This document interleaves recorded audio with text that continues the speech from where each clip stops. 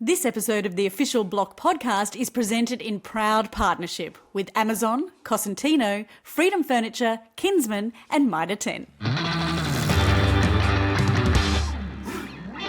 Hello and welcome to the Official Block podcast. I'm Shelley Craft. It's the week we all look forward to, the heart of the home, the centre of the competition. Yes, it's Kitchen Week.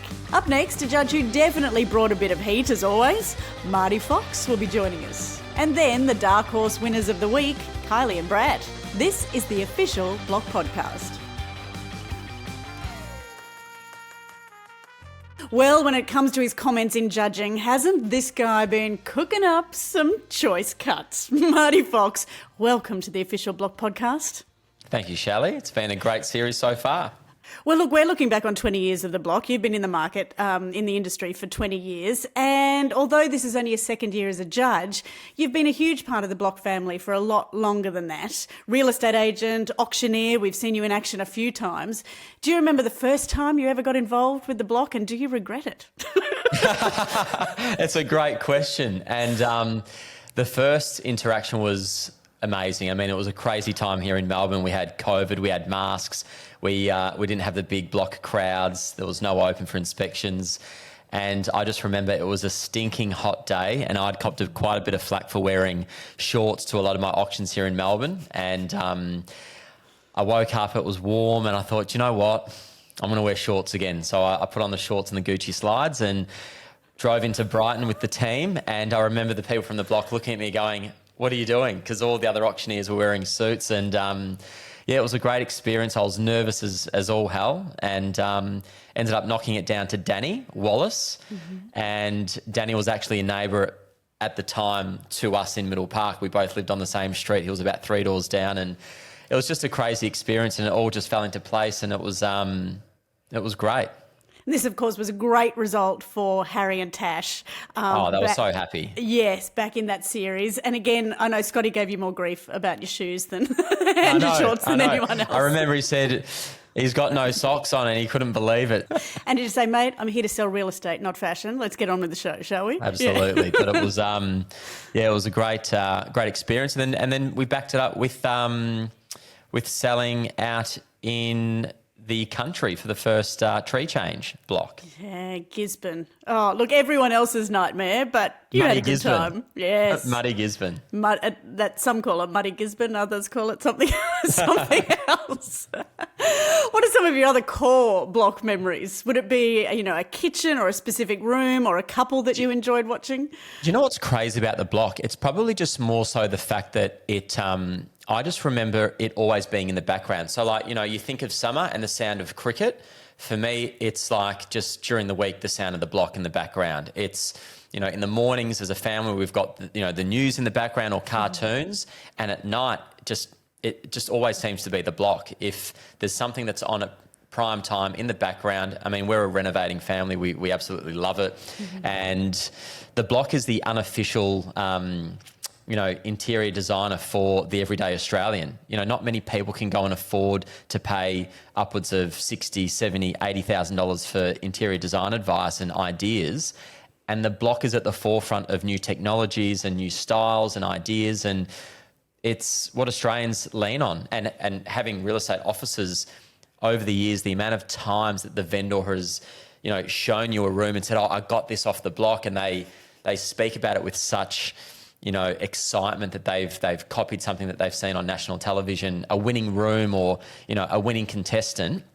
That's probably my biggest memory of the block. It's part of the vernacular of the Australian homeowner and the aspiring Australian renovator. So it's just part of the fabric. I do love the fact that we have a voice of real estate because often the show has been referred to as a real estate program, but it really is only towards the end when they're thinking about auctions that we start talking real estate. Now, the fact that we're not just talking design every week, we're talking about the end buyer. And I think that is such an important part that was perhaps a little bit missing early on in the days. The golden question for you is holiday houses on Phillip Island. Who do you think the buyer is and what are they actually looking for? So the funny thing with a holiday home is that a lot of it is dependent and understanding with who the end user is. So if you say a holiday home, say in Byron Bay, your buyer will be coming from all over Australia and the world because of the profile of Byron Bay. When you think of Phillip Island, will you get the holiday makers from Sydney and other parts of the world? Probably not. So you know that your buyer is definitely coming from Melbourne. So then you look a little bit closer. Which part of Melbourne do you think they'll be going from? So you get the microscope out and you look at these people who might be buying, upwards of $2 million holiday homes, which that is the luxury market. And they're probably coming from luxury suburbs within the Melbourne marketplace. And what options do they have if they're going beach? They're going either Mornington Peninsula, which is substantially more expensive, or they're going the Bellarine Peninsula, which again isn't as expensive as the Mornington, but it is definitely more expensive than Phillip Island. So you've got to understand that your buyer probably has a tie back to that side of town. They've probably grown up near Phillip Island. They've got that nostalgia with that part. And they also love the fact that they're not paying these crazy figures that they would be paying if they were on the other two peninsulas. So for me, it's definitely a Melbourne buyer. And after looking at these homes and judging these homes, it could also be somebody that actually wants to live there as well because they are such substantial homes. And as we see throughout the series, what you also get through living within this resort is quite mind-blowing. And that is what could also tip it over the edge. I will add one more thing to answer that question properly, Shell, and that's the fact that these homes are such good investments. If you look through the block over the years, they've all gone up in value so much. So it could also just be a very savvy investor that wants to add it to their portfolio. So I just can't wait for buyers to see these homes finished. All right, well, let's get back onto that topic because we do say that kitchens sell homes, but what sells a kitchen? Because this is, of course, Kitchen Week. Look, I think people love being in a kitchen that is just effortless. It flows well. The key with a kitchen is that you need to be like within this little triangle and you're one step from everything. One step to the fridge, to the sink, to the oven, to the dishwasher, to the bins. That is something that's really hard to nail. And the other part is that you're looking at the kitchen every day. So it can't be too in your face. It needs to have broad appeal. And something can still be sophisticated and elegant and luxe and not be too in your face or feel like it's going to date. But then it also can't be too boring and lack that finesse. It's a fine balance.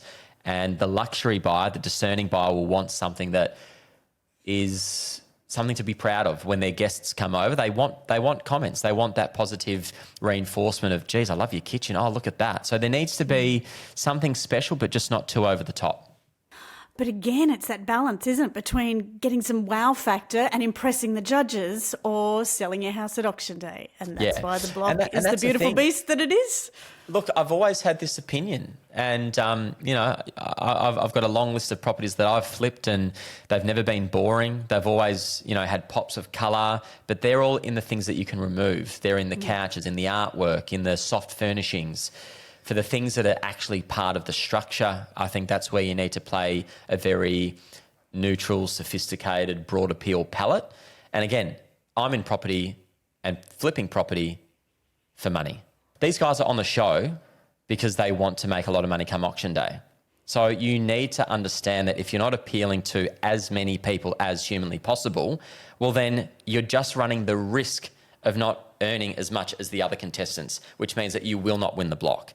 So my advice is coming from a real estate perspective. And I think you got to be so careful with the tiles that you choose, the marbles that you pick and the colours that you paint your walls.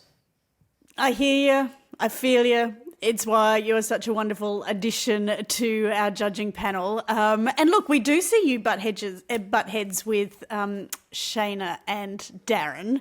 But the beauty of that is, and I wish the contestants would take this on board, it's all constructive comments. It's all in there to offer a different opinion or to throw up an idea that perhaps someone hadn't thought of. And the fact that, you can all hang out at the Logies and have a wonderful time together is testament to the professionals that you are, because in the moment it can get quite hot, can't it, in those houses? Look, for me, I'm very comfortable at shooting from the hip because my hip has a lot of experience, and I speak my truth in the moment.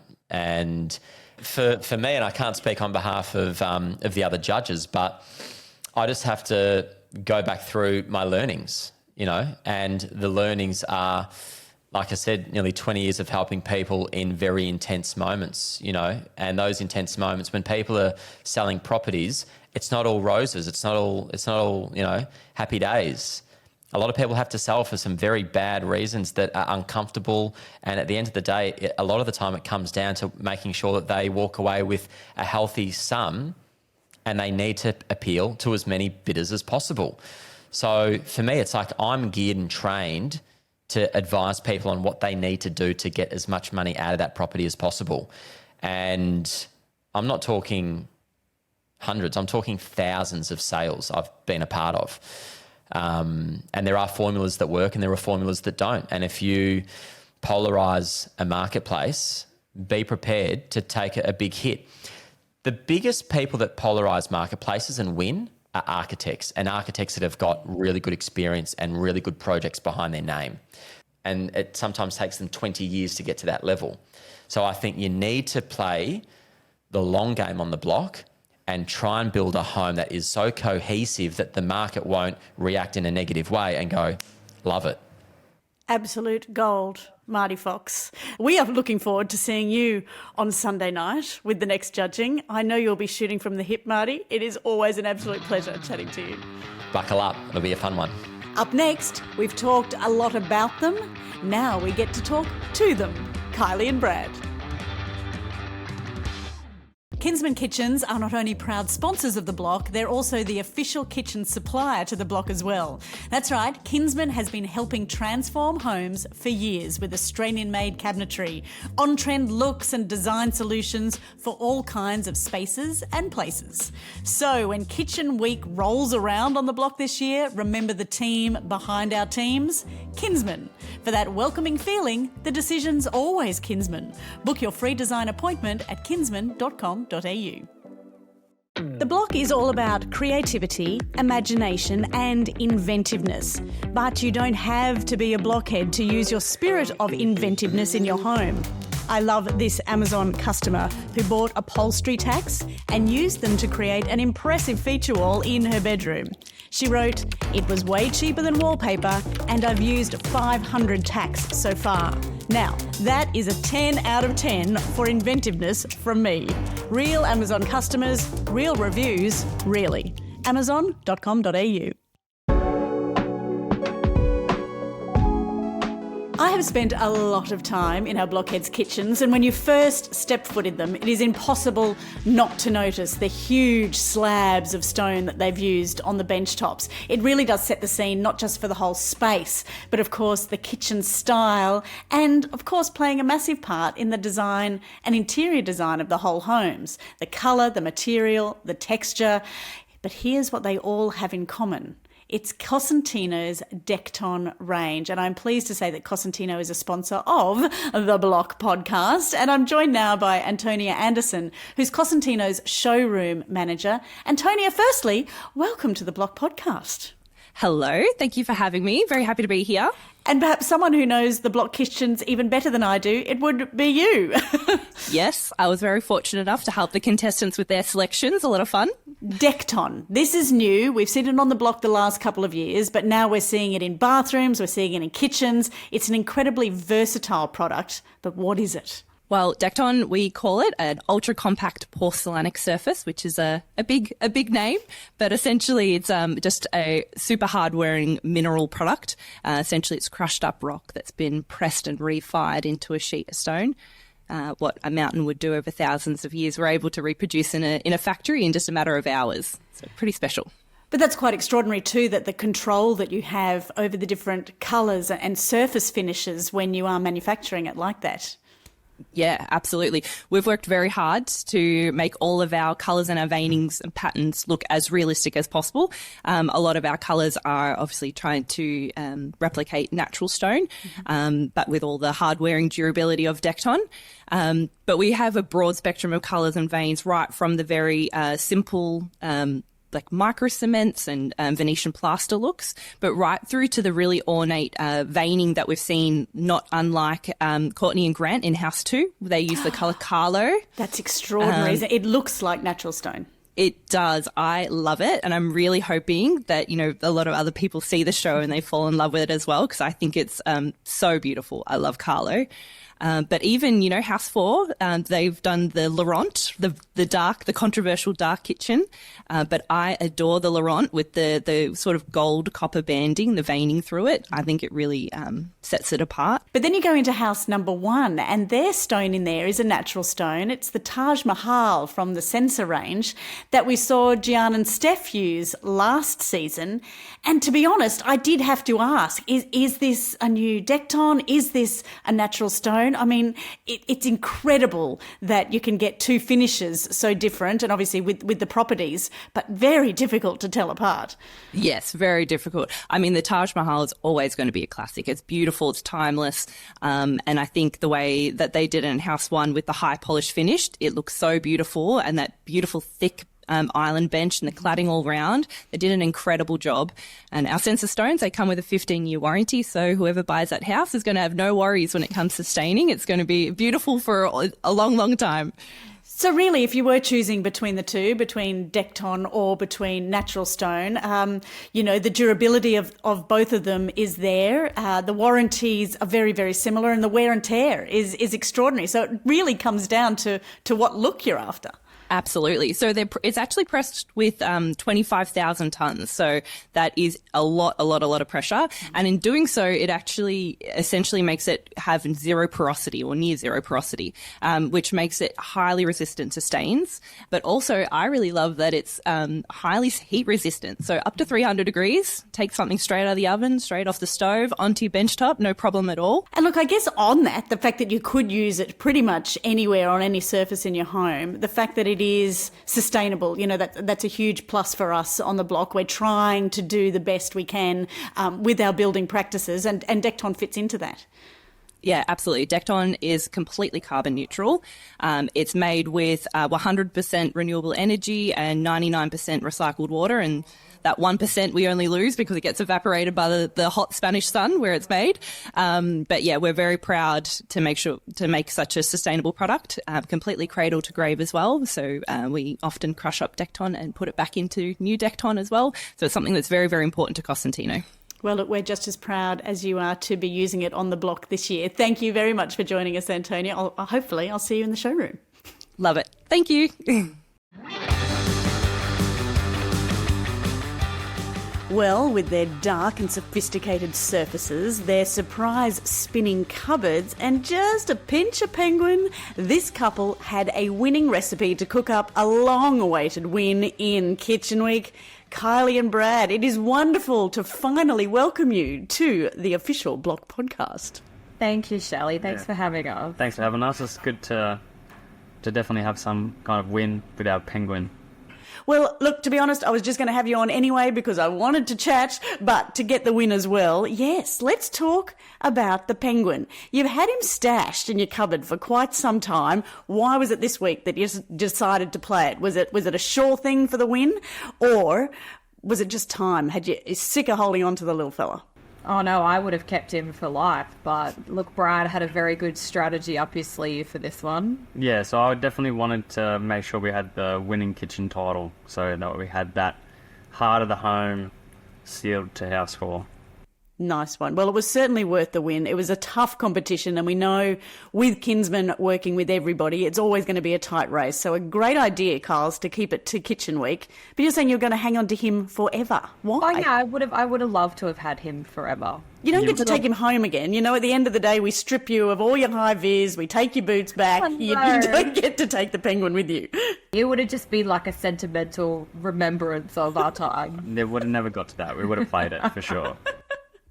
Hey, look, this is the first time that we get to chat to you guys, so I do want to go back to the beginning and ask what inspired you to audition for the block in the first place? What were you hoping to get out of the competition?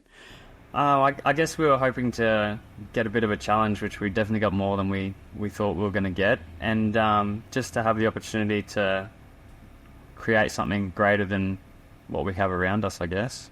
Kyle's, was it Brad's idea to come on the show or yours? Yeah. I think it's pretty clear with what most people are seeing. It's definitely my idea. But yeah, I guess we just wanted something that's outside of our comfort zone and something that we can actually experience together, because in our lives at home, we don't spend that much time together at all. We just spend our times working separately, running around after the kids. We're sort of just two people passing in the night. So I was like, what a better opportunity, get thrown into something that we've got no idea about, and let's see how we go. Did that work for you? You're sitting there very cute and cozy right now. Has it been nice being back at home and perhaps knowing a lot more about each other than you did originally? Oh, I don't think we learnt much more, but it was definitely added that whole extra pressure that we sort of underestimated, and just how fast the block is and how many things can go wrong.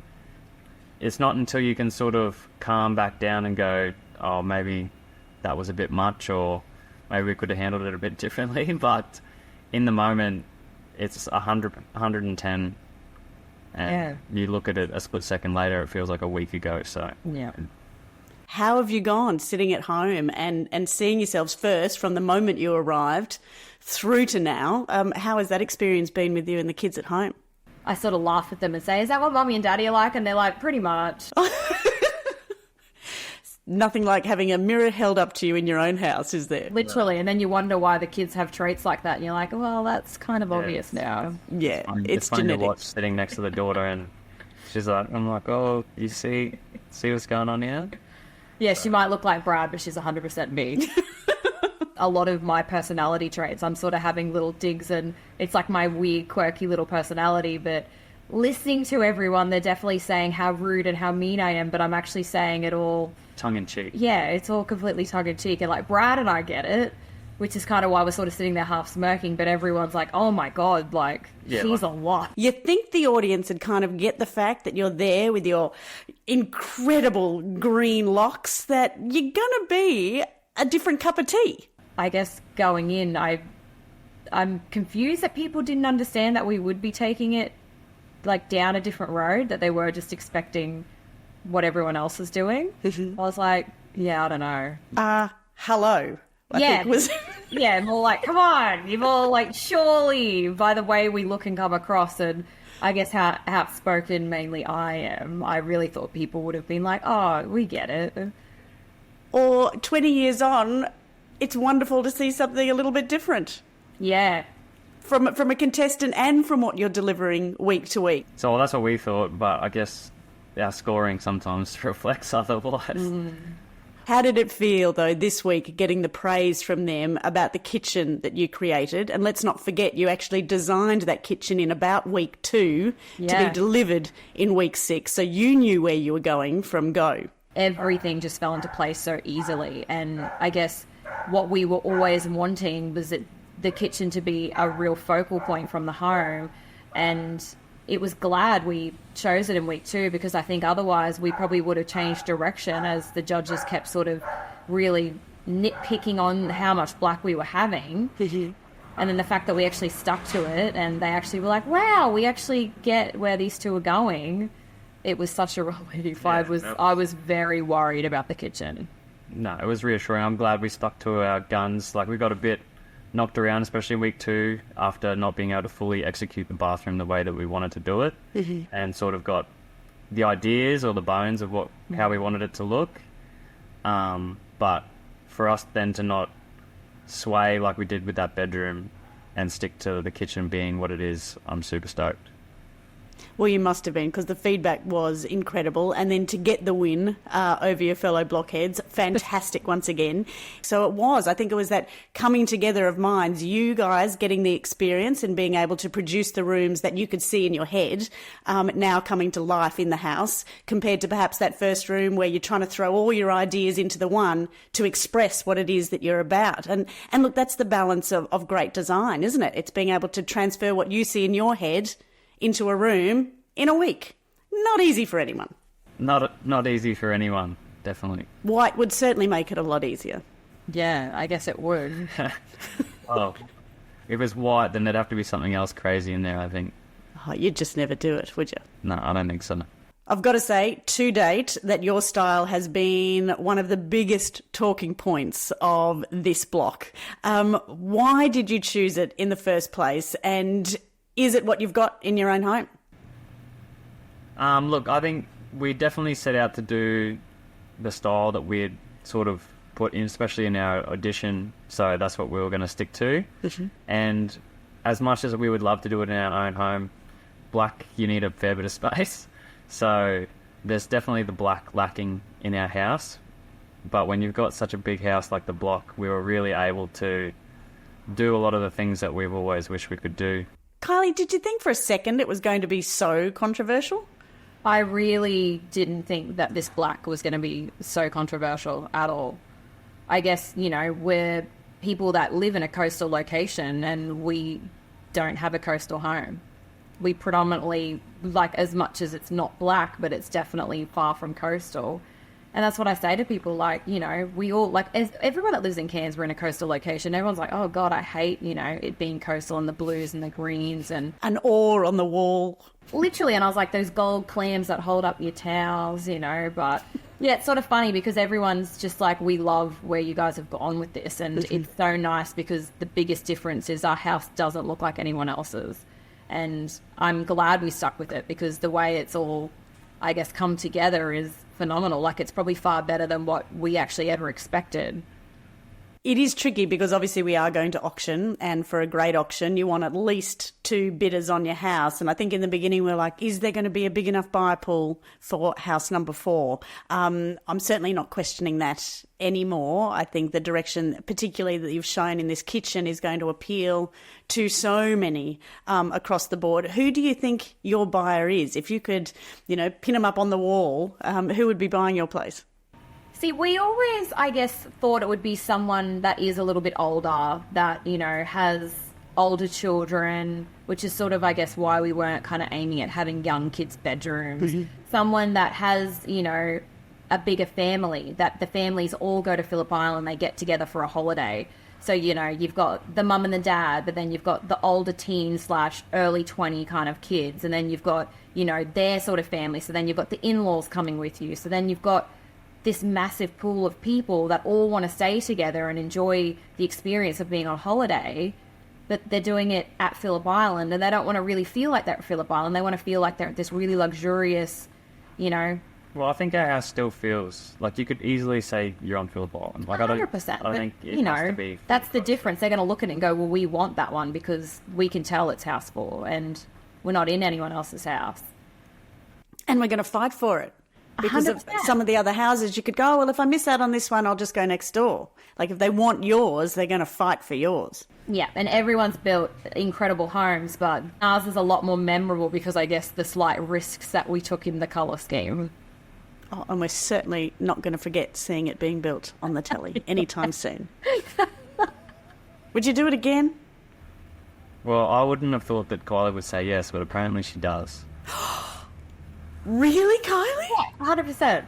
But it's also true going in with the difference of knowledge. You understand the processes and you understand the buyers a bit more. You understand the judges and sort of what they're critiquing and going for. So I was like, yeah, we'd do it again, 100%. And deal with Dan again would be a little bit easier, maybe. Oh, my God, you're crazier than I ever thought. You're nuts. Yeah. Yeah, I can't believe that was the answer I got out of you. I can't wait to see you two back as All-Stars. Oh, my God. Well, look, a big part of the Official Block podcast is playing games, and we have got I think this is the best game we've played so far. If you are ready to play the Official Block podcast game with me, let's play. Let's play. All right, stick around. Here we go. If you're building or renovating like our block contestants, make sure Cosentino is a part of your design plans. With bench tops and surfaces for indoors and outdoors, Cosentino offers 2 amazing products. There's Decton, an ultra-compact porcelainic surface that's scratch and stain resistant, fireproof and backed by a 25-year warranty. And Sensor is Cosentino's stunning natural stone collection. With a unique protective treatment, you'll enjoy a maintenance-free benchtop with a 15-year warranty. Visit cosentino.com to find your nearest showroom. Let's face it, we all have those DIY projects around the house that we keep putting off. If you're not sure how to get started, go see our mighty good friends at Mitre 10. You'll find the best brands at great prices, experts that can deliver some mighty helpful advice, tips and tricks, and the right tools you need to get your DIY projects done right the first time. Visit mitre10.com.au. That's mighty helpful, Mitre 10. Well, we were there when they dreamed up their kitchen designs. We've seen the kitchens take shape and we've heard from the judges. But you know me, I always want to know more. So I hit each of our blockhead couples with a few more key questions on their kitchens, starting with what they thought their kitchen's wow factor was. So much wow. What would you go for? It's got to be the 3.8 metres of bench space with a nice bronze strip through it. Our wow factor would have to be the headache fern spin. Our wow factor was definitely the Decton, Yeah, for sure. which was the Carlo Decton. The one that I argued with you for hours on and didn't want, but I completely regret because it's beautiful. You open these doors and you have a little pocket pantry. What about the overall style of your kitchens? How did you create the look? Stuck to modern Mediterranean, definitely. Tell us what the style is, Grant. The style is Mediterranean. I picked it out myself. The kitchen gives mid-century vibes. Beachy.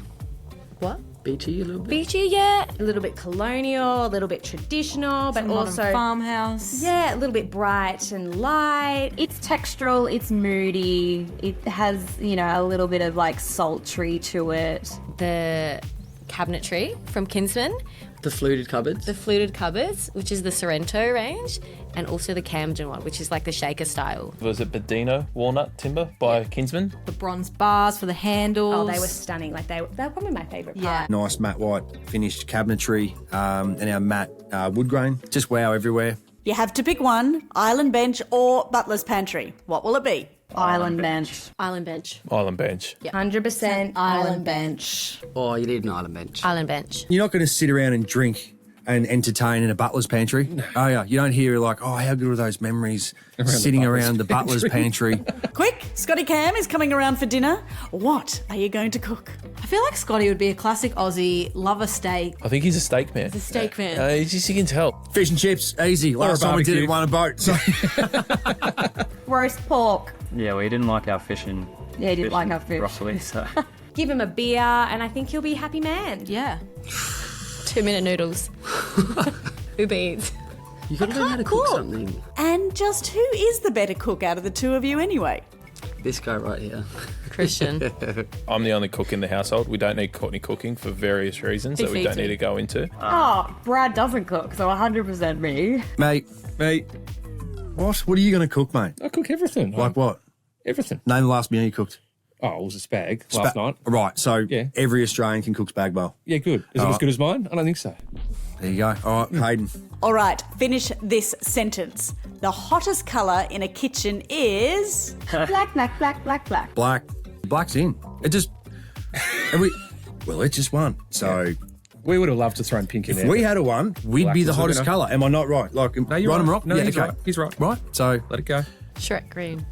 Shrek green. Beige. Brown. Taupe. What the is... What is taupe? What was it like working with Kinsman? Oh, Kinsman is incredible. Bryce and his team make it so easy.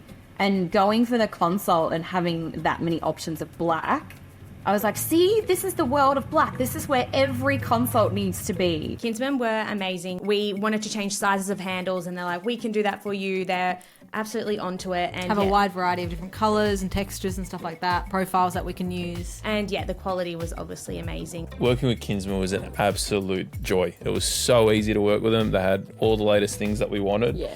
It was our most exciting appointment too. Kinsman are the Australian experts when it comes to anything cabinetry. The whole consulting process was an absolute dream. Kinsmen are just so professional and they just know what they're talking about. You say, this is what I'm after, and they're like, this. Here you go.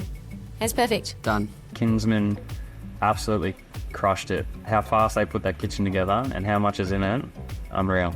And the official kitchen supplier to the block can also help you find answers to your own key kitchen questions with Australian-made cabinetry, on-trend looks, modern materials and design solutions for all your dream ideas. The decision is always Kinsman. Book your free design appointment at kinsman.com.au. Well, Kylie, as you said, black, black, black, black, black, black. And you know what? Yeah, you can have a lot of black, and that is what this game is all about. Are you ready? Ready. All right. It is a rapid-fire quiz to see how many questions you can get right in 90 seconds. The answers all begin with the word black. You just have to say the next word that follows. Okay. All right? You can work together on this. We'll try and get through as many questions before the time runs out. Are you ready? Ready. Question 1. Someone who doesn't fit into their family is called the black. Suit. A formal dress code is black. Tie. One of the biggest shopping sales days of the year is called Black Friday. A section of space with incredibly strong gravity is a black hole. A popular card game in a casino is black Jack. If you were really good at martial arts, you'd have a black belt. If you're really bad at martial arts and got smacked in the head, you'd have a black Eye. A movie about ballet starring Natalie Portman is black Swan. Someone who works with metal is a black Smith. An 80s punk band led by Henry Rollins is black Sabbath. Oh, no, that's the next one. Led by Ozzy Osbourne, Black Sabbath. Oh. 80s punk band is Henry Rollins' Black Flag. Never heard of it. A region in Germany and also a popular type of cake is a black forest. A long-running sci-fi Netflix series is black Mirror. A Marvel superhero played by Chad Boseman is black Panther. Another Marvel superhero played by Scarlett Johansson is black Spider. No, Widow. Widow, correct. Something you write on with chalk is a black Board. A power outage is also known as a black Out. Witchcraft is known as black Magic. Last question. An animal that is superstitious symbol of bad luck is a black Hat. Well done, team. Well done, House 4. Team from Cairns. Go, Queenslanders. Go, Queenslanders. Hey, Carls, can I ask, are you wearing a hat for a reason? Not at all. I just have greasy hair today. Are you sure there's not a big reveal? Maybe. Save it for auctions. Save it for auctions. Colour she's gonna be. Thank you so much for joining us, guys. It has been wonderful catching up. I wish you all the best for a smooth ride to auction day, and let's get a few more wins under your belt, hey? Yeah. Thank you, Shelley. Shelley. Don't miss the block this week on 9 as our blockheads tackle yet another bathroom. Will third time be a charm? We'll see how they scrub up. Follow or subscribe so you get it as soon as it's ready, and I'll talk to you then.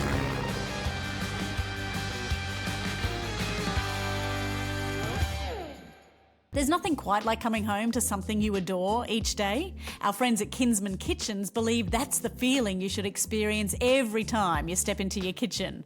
With Australian-made cabinetry, on-trend looks and styles, an expert Kinsman designer can help you create a kitchen that not only looks great, but is functional for you and your family. For that welcoming feeling, the decision's always Kinsman. Book your free design appointment at kinsman.com.au. Thanks for listening to the Block podcast. Remember, if you're building or renovating, Cosentino benchtops and surfaces are the absolute best from Spain, perfect for indoors and out. There's the ultra-compact porcelainic Decton, which is scratch and stain resistant, fireproof and backed by a 25-year warranty.